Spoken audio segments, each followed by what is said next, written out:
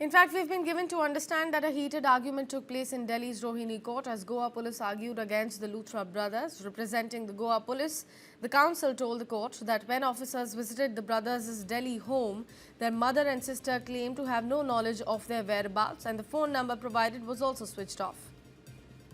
Based on this, a non-bailable warrant was issued.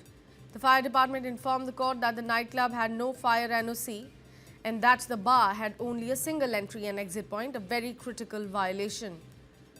Goa Council alleged that the Luthras are evading investigation despite the gravity of the incident in which 25 people lost their lives. He said false information about their medical conditions had been submitted, pointing out that while the brothers could suddenly travel abroad, they were refusing to appear before investigators. It was also revealed that a medical prescription submitted in the court reportedly came from a cosmetology clinic, raising further doubts. The Goa side argued that the anticipatory bail plea is a completely bogus case aimed at avoiding arrest. Luthra Brothers Council Senior Advocate Tanveer Ahmed Mir argued that the brothers did not flee to evade arrest but to escape threats to their lives.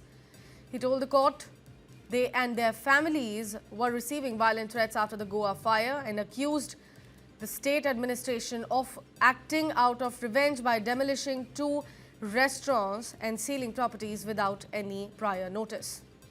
Mir said the Luthras were never declared absconders and would have returned immediately had they been given protection. Instead, police issued a notice within a day and obtained a non-bailable warrant on the first attempt without serving it at their home, email or their phone number.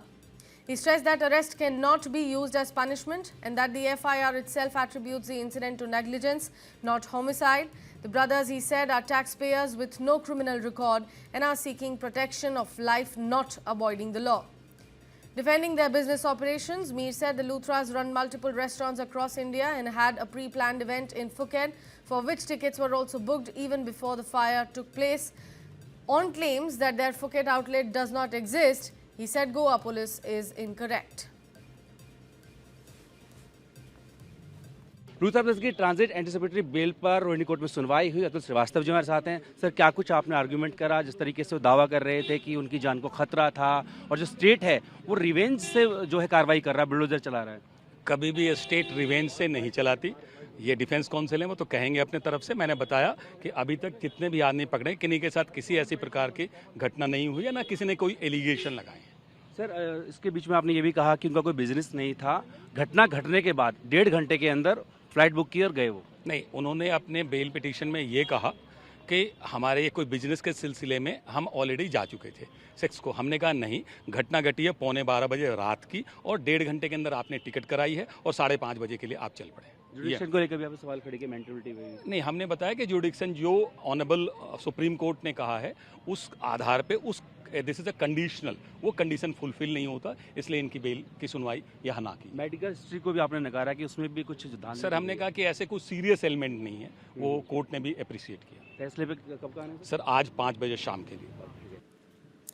Moving on, in a major revelation, documents have exposed what appears to be a vast network of shell companies linked to the Luthra brothers, the prime accused in the Birchpai Romeo Lane nightclub fire case in Goa.